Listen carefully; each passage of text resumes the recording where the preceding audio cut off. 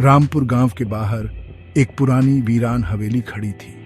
गांव वाले उसे भूतिया हवेली कहते थे। उसकी दीवारें काई से ढंकी हुई थीं और खिड़कियों के टूटे हुए शीशे ऐसे लगते थे जैसे किसी ने हवेली की आंखें फोड़ दी हों। लोग कहते थे कि सूरज ढलने के बाद कोई भी उस हवेली के पास जाने की हिम्मत नहीं करता था।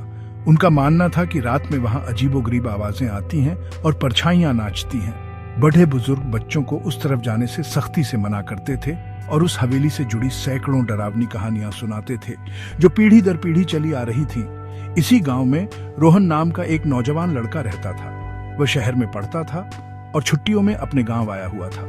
रोहन बहुत बहादुर और जिज्ञासु था। उसे भूत प्रेत की कहानियों पर बिल्कुल भी यकीन नहीं था। वह अक्सर अपने दोस्तों से कहता था, ये सब मन का वहम है, भूत भूत कुछ नहीं होते। गांव वालों की बातें सुनकर उसे हंसी आती थी।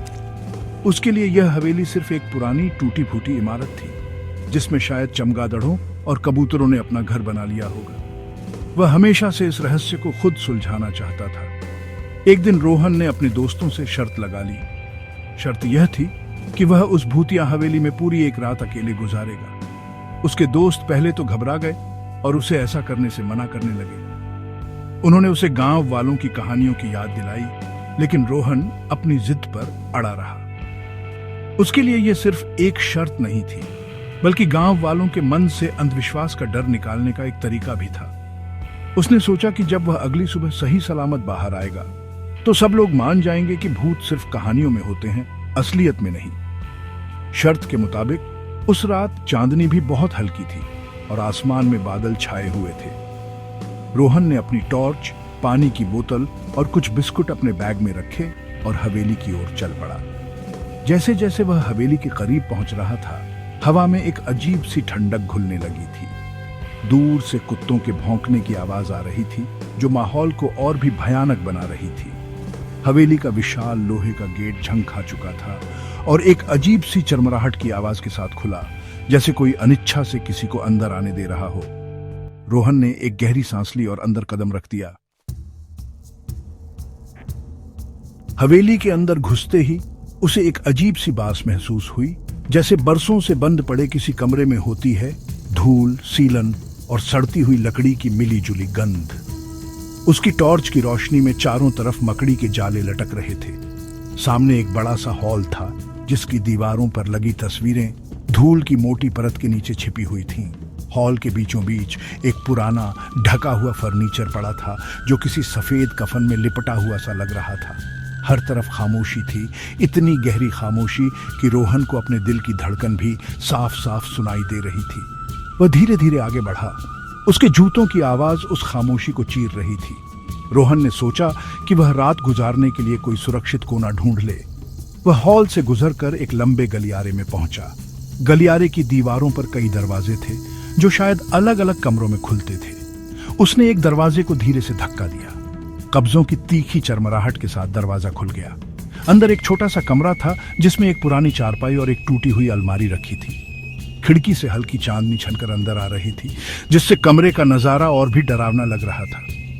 रोहन ने फैसला किया कि वह यहीं रुकेगा। उसने अपना बैग नीचे रखा और चारपाई पर बैठ गया। कुछ देर तक सब कुछ शांत रहा। रोहन मन ही मन मुस्कुरा रहा था और सोच रहा था कि उसके दोस्त कितने डरपोक हैं। यहां तो डरने जैसा कुछ भी नहीं है। उसने अपने बैग से बिस्कुट निकाले और खाने लगा। हवा के झोंके से खिड़की के पल्ले बार बार आपस में टकरा रहे थे, जिससे खटखट की आवाज हो रही थी। रोहन ने उस आवाज पर ज्यादा ध्यान नहीं दिया, ये सोचकर कि यह तो बस हवा है। वह अपनी जीत के बारे में सोचने लगा और यह कल्पना करने लगा कि सुबह जब वह दोस्तों से मिलेगा तो उनका चेहरा देखने लायक होगा। लेकिन जैसे ही आधी रात हुई, माहौल बदलने लगा। अब हवा की आवाज के अलावा भी कुछ और आवाजें आने लगीं। उसे ऐसा लगा जैसे कोई ऊपर की मंजिल पर धीरे धीरे चल रहा हो, कदमों की धीमी घिसटती हुई आवाज। पहले तो रोहन ने इसे अपना वहम समझा। उसने अपने कानों पर जोर दिया और ध्यान से सुनने की कोशिश की। हाँ, आवाज बिल्कुल साफ थी। कोई था जो ऊपर की मंजिल पर चल रहा था। अब उसके दिल की धड़कन तेज होने लगी थी। उसका आत्मविश्वास थोड़ा डगमगाने लगा, लेकिन उसने खुद को समझाया कि शायद कोई जानवर होगा, कोई बिल्ली या चूहा। कदमों की आवाज कुछ देर बाद बंद हो गई, लेकिन अब रोहन पूरी तरह से सतर्क हो चुका था। उसकी नींद उड़ चुकी थी और उसके कान हर छोटी बड़ी आहट पर खड़े हो जाते थे। तभी उसे किसी के फुसफुसाने की आवाज सुनाई दी, बहुत धीमी, जैसे कोई उसके कान के पास आकर कुछ कह रहा हो। आवाज साफ नहीं थी, बस एक सरसराहट जैसी थी। रोहन ने घबराकर अपनी टॉर्च उठाई और कमरे के चारों ओर रोशनी घुमाई। कमरा खाली था, वहां उसके सिवा और कोई नहीं था। उसका गला सूखने लगा था। उसने जल्दी से पानी की बोतल खोली और एक घूंट पानी पिया। उसका दिल जोर जोर से धड़क रहा था। अब डर उस पर हावी होने लगा था। उसे गलियारे से आती हुई परछाइयां दिखने लगी। दरवाजे के नीचे जो थोड़ी सी जगह थी, वहां से उसे लगता जैसे कोई बाहर से गुजर रहा हो। एक पल के लिए एक परछाई दरवाजे के पास रुकी और फिर आगे बढ़ गई। रोहन की आंखें डर से फैल गईं। वह अपनी जगह से हिल भी नहीं पा रहा था। क्या सच में इस हवेली में कोई है? क्या गांव वालों की कहानियां सच्ची थीं? ये सारे सवाल उसके दिमाग में घूमने लगे।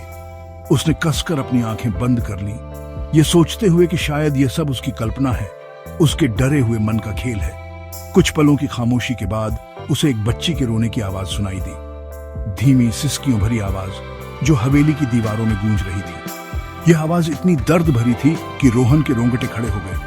यह किसी जानवर की आवाज नहीं हो सकती थी, यह एक इंसान की, एक छोटी बच्ची की आवाज थी। रोहन का सारा घमंड और बहादुरी अब डर में बदल चुकी थी। वह उस चारपाई से उठकर भाग जाना चाहता था, लेकिन उसके पैरों में जैसे जान ही नहीं बची थी। वह बस वहीं बैठा रहा, कांपते हुए, और उस डरावनी आवाज को सुनता रहा। अचानक उसके कमरे का दरवाजा धीरे धीरे चरमराहट की आवाज के साथ खुलने लगा। रोहन की सांसें अटक गईं। उसने अपनी टॉर्च की कांपती हुई रोशनी दरवाजे की तरफ की। दरवाजे के बीच से उसे कुछ दिखाई दिया, एक सफेद साये जैसी आकृति। वह आकृति धीरे धीरे कमरे के अंदर आ रही थी। रोहन की चीख उसके गले में ही फंस गई। वह अपनी पूरी ताकत से चिल्लाना चाहता था, लेकिन उसके मुंह से कोई आवाज नहीं निकल रही थी। वह साया अब उसके बिल्कुल करीब आ चुका था। रोहन ने डर के मारे अपनी आंखें जोर से बंद कर लीं। उसे लगा कि यह उसकी जिंदगी की आखिरी रात है। काफी देर तक जब कुछ नहीं हुआ, तो रोहन ने धीरे धीरे अपनी आंखें खोली। कमरे में अब कोई नहीं था। दरवाजा पहले की तरह ही थोड़ा सा खुला हुआ था। बाहर आसमान में थोड़ी रोशनी होने लगी थी। सुबह हो रही थी। रात का खौफनाक अंधेरा छट रहा था। रोहन ने राहत की सांस ली। वह पूरी रात डर से कांपता रहा और उसे पता ही नहीं चला कि कब उसकी आंख लग गई। सूरज की पहली किरण के साथ ही उसका डर भी कम होने लगा था। उसने हिम्मत जुटाई और चारपाई से उठा। उसे अब बस जल्द से जल्द इस हवेली से बाहर निकलना था। वह शर्त जीत चुका था, लेकिन यह जीत उसे बहुत महंगी पड़ी थी। वह जल्दी जल्दी अपना सामान बैग में रखने लगा। तभी उसकी नजर फर्श पर पड़ी एक चीज पर गई।